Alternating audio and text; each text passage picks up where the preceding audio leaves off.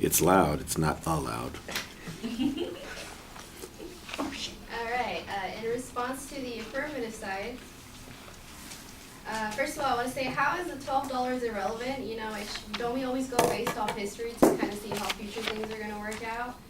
And then she also went out to say that we were throwing out opinions, but then following that, she said that the employment might be affected. So then she was throwing out opinions, you know. And then back to the 3 points that they were arguing to kind of close up the argument. I want to again make the point that $400 million will be generated annually due to the new minimum wage, which we put back into the workers, again, the workers' pockets.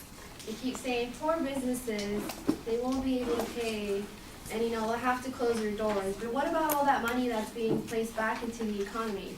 Businesses will benefit as people have the opportunity to spend more. You know, StreetFightMag.com said, roughly 80% of U.S. disposable income is spent within 10 to 20 miles of home. So people have more money to spend, and they're spending it within 10 to 20 miles of home. Who's benefiting? The small businesses. Also, to address the small food businesses, they said that those will be affected the most.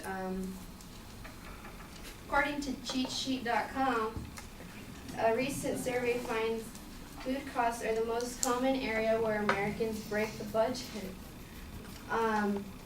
If that's the case, and again, I mentioned before that they're spending within 10 to 20 miles from home, and they're usually breaking the budget when it comes to food, that means these small food businesses are benefiting the most from this minimum wage increase. Also, Sahira states that they will look for more. Well, they both stated that they'll look for more competent and reliable workers. But let's face it, if you have higher experience and you have greater references to being reliable, you are going to seek out jobs that are of less experience, such as, you know, as I said before, flipping burgers and washing dishes. You are going to seek, you know, positions that are more qualified for you. You know, and since fairness is also brought up in a lot of their points, I want to say that the Social Security Administration,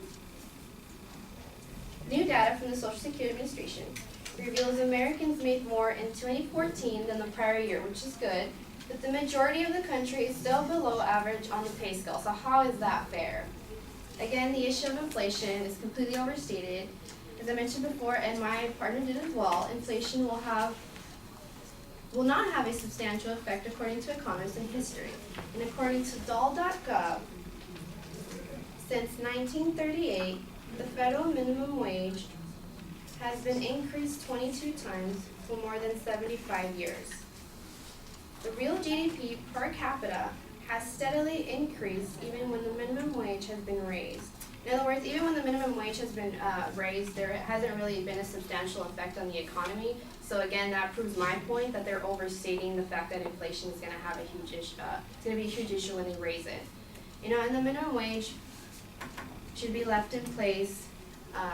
The reasons to revoke it have been, again, my favorite word, overly stated by the affirmative side, and they will benefit a greater majority if left in place. And again, it is already in place, so it can't be revoked at this point.